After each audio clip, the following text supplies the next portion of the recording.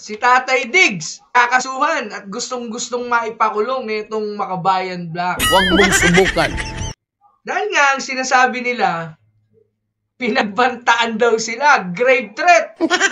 At ang nakalimutan na ng dating Pangulo na wala na siyang immunity katulad nung siya ang Pangulo ng Pilipinas.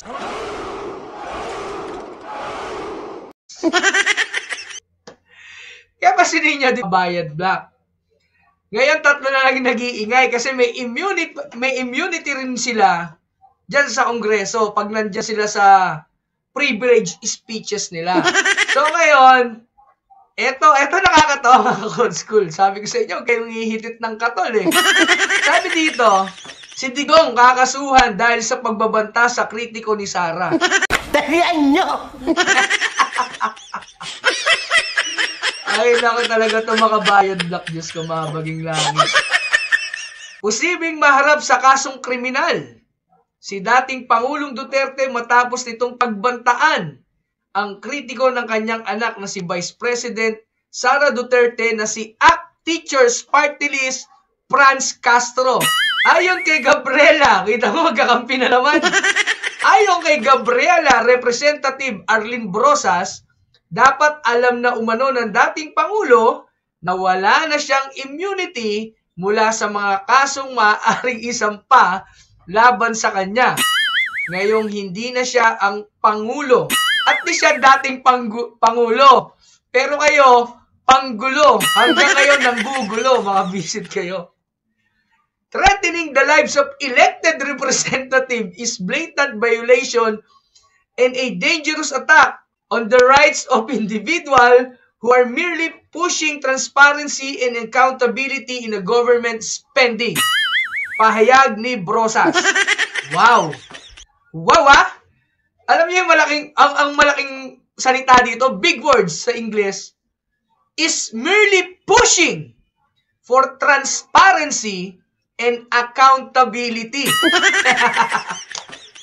Mga Code School, kailan natin nakita ng transparency at ang accountability ng Makabayan Black? Sa atin ba may nakakaalam kung saan napupunta yung pondo nila, yung sweldo nila, yung extraordinary expenses nila? Alam ba natin? Wala. Tapos kayo yung malalakas ang loob na nagsasabing kayo ang nagtutulak para sa transparency and accountability. Taragis, mabaging langit. Sa inyo, taragis, yung mga ligaw na damo, mahirap ititing niya pag natuyo. Huwag niyong sisigayan. Kita niyo, urtado utak nito mga to. Siyempre, magsaside at ipagtatanggol ng ama ang anak, no? Doon sa usapin ng confidential fund. Ganyan talaga ang magulang. Ipagtatanggol ang anak. Meron nga kaming nakikita, mga magulang na umiiyak sa kahanap ng kanilang anak. Lalo na may isang kongresista na nangidnap ng mga bata.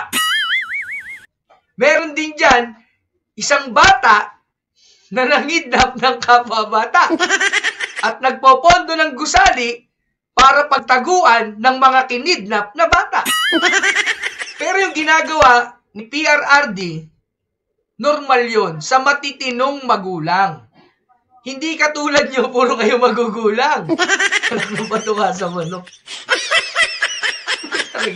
Hindi, nakakatuwa lang kasi. Kung sino pa yung mga may kaso, sila pa yung may ganang magkaso. Huwag mong subukan.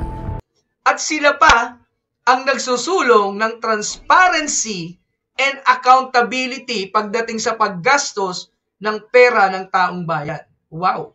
Ang talagang nagulat tayo, at hindi na rin parang nagulat, ay talagang itong pagbabanta.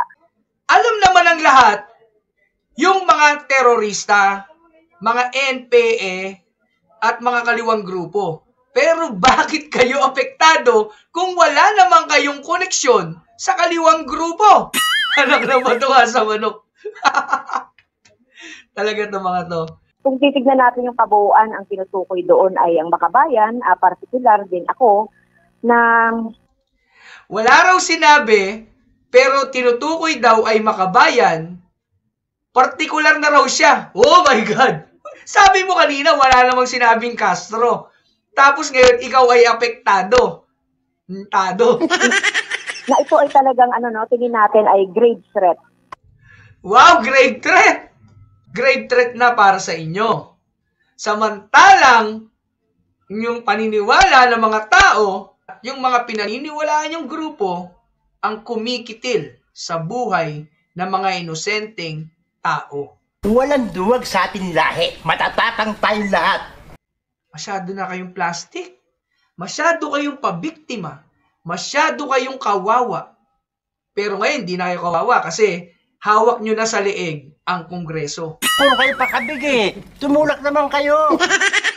Napapatakbo nyo ang Kongreso sa kumpas na gusto nyo. Muchacha namin yan, muchacha.